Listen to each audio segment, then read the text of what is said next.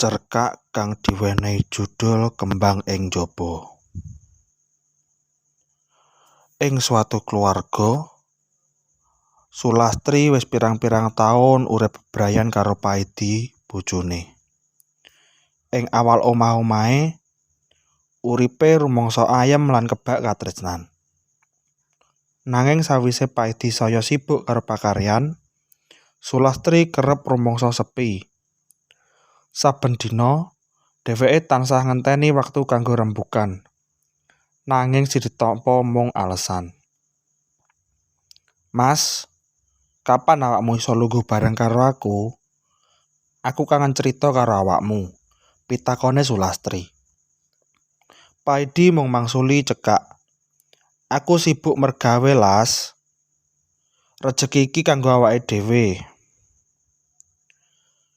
Ing sawijining dina, nalika ana acara sekolah lawas, Sulastri ketemu maneh karo Bagus, kancane mbiyen. Wiwitane mung sapa-sapaan, banjur dadi luwih kerep sesrawungan. Saben Sulastri nuduhake rasa sepi, Bagus tansah ngrungokne kanthi sabar.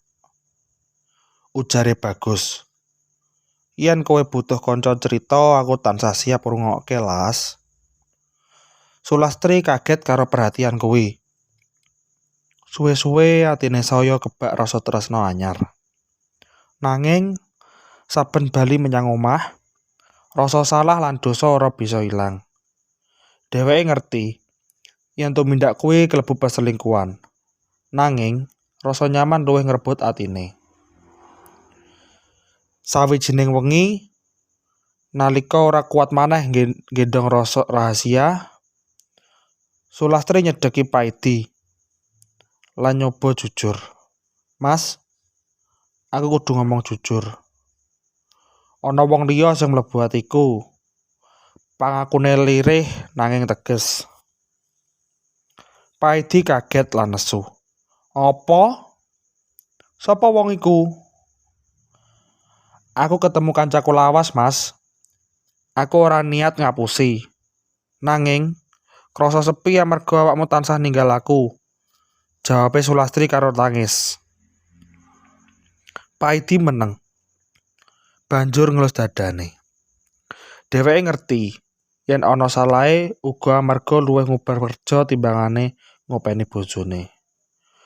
Koda saka crita iki yaiku crita iki nuduhake yen tresna ing bebrayan ora cukup mung nganggo janji lan tanggung jawab materi. Perhatian lan wektu iku luwih penting kanggo njaga katresnan. Yen ora, rasa sepi bisa dadi jembatan tumuju perselingkuhan saking ngrusak keluarga.